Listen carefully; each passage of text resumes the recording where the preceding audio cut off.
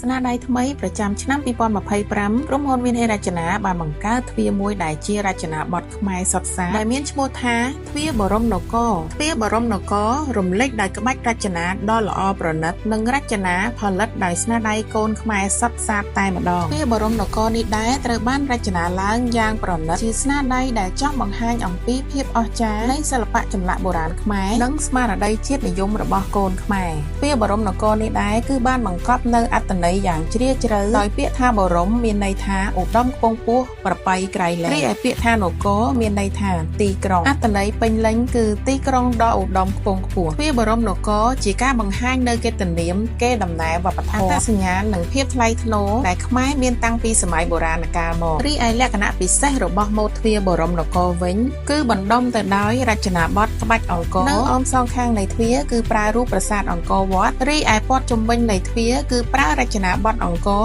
រួមទាំងការរំដួលដែលតំណាងឲ្យប្រទេសកម្ពុជាផងដែរក្បាច់ទាំងអស់នេះគឺត្រូវបានដំពុតដោយដៃហើយជាក្បាច់ដែលមានលក្ខណៈលម្អិតខ្លាំងក្នុងសិល្បៈក្បាច់ចម្លាក់ខ្មែរទ្វារនេះគឺបង្ហាញអំពីភាពអំណត់ការចាប់ចង់និងភាពប៉ិនប្រសប់នៅក្នុងសិល្បៈបែបហត្ថកម្មទ្វារបរមនគរមិនត្រឹមតែជាទ្វារប៉ុណ្ណោះទេតែជាសិល្បៈដ៏ប៉ិនប្រសប់ហើយក៏ជាគោលបំណងនៅក្នុងការចូលរួមអភិរក្សនិងអភិវឌ្ឍសិល្បៈវប្បធម៌បុរាណឲ្យរីកចម្រើនឥតឈប់ឈរសម្រាប់ពុកម៉ែបងប្អូនដែលមានបំណងចង់សួរព័ត៌មានលម្អិតអំពីទ្វារបរមនគរអាចទាក់ទងមកកាន់ក្រុមហ៊ុន Vinheng រចនាឯកបានតាមរយៈលេខទូរស័ព្ទនៅលើវីដេអូនេះ